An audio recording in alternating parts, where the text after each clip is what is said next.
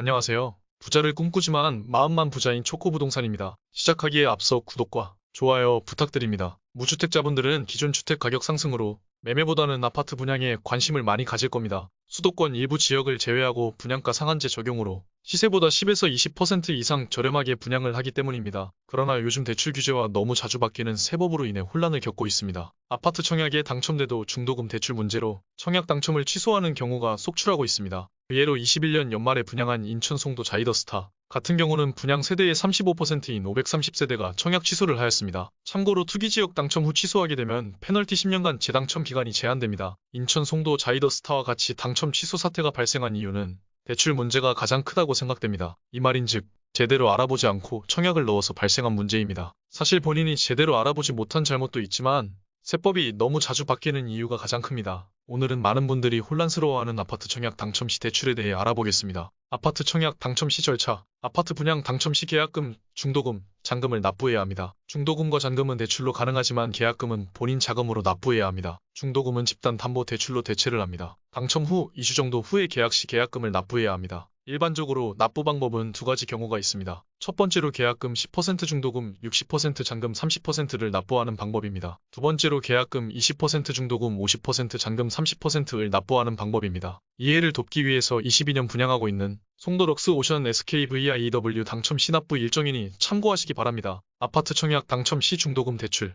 아파트 중도금은 5에서 6회에 나누어서 2년에 걸쳐서 10%씩 납부합니다. 여유가 되시는 분은 일시불로 납부하면 일부 금액을 할인을 해줍니다. 그러나 대다수 청약을 넣는 분들은 중도금 대출을 받습니다. 현재 아파트 분양 당첨 시 중도금 대출은 조금 까다롭습니다. 분양가가 9억 원 이상이면 중도금 대출이 안 됩니다. 가끔 예외적으로 시행사에서 보증을 해서 대출이 되는 경우도 있지만 흔하지 않습니다. 한 예로 인천 송도 더자이스타가 분양가 9억 원이 초과해서 당첨을 포기한 경우입니다. 중도금 대출 조건을 간단히 요약하면 다주택자 중도금 대출 불가, 1주택자 6개월 이내 기존 주택 처분 조건으로 대출 가능, 중도금 대출 시 조정지역은 50%, 투기 과열 지구는 40% 가능하며 나머지는 본인 자금으로 중도금 납부해야 함. 중도금 대출 시 공통 의무사항으로 6개월 이내 전입 의무, 조정지역, 투기 과열 지구, 전입 의무를 다하지 않으면 즉시 원금 상환과 3년 동안 주택 담보 대출을 받지 못합니다. 아파트 청약 당첨 시 잔금 대출. 현재 잔금 대출의 세법이 계속 바뀌고 있습니다. 가장 이슈화되는 부분은 잔금 대출 시 DSR 적용입니다. 잔금 대출 시 DSR 적용이 되면 가점이 높아 청약에 당첨돼도 연봉이 낮으면 잔금 대출 비율이 엄청나게 줄어들어서 실질적으로 대출이 거의 불가능합니다. 다행히 최근 중도금 대출과 잔금 대출은 DSR 규정을 적용 안 한다고 발표했습니다. 또 한 가지 이슈는 이전까지는 잔금 대출 시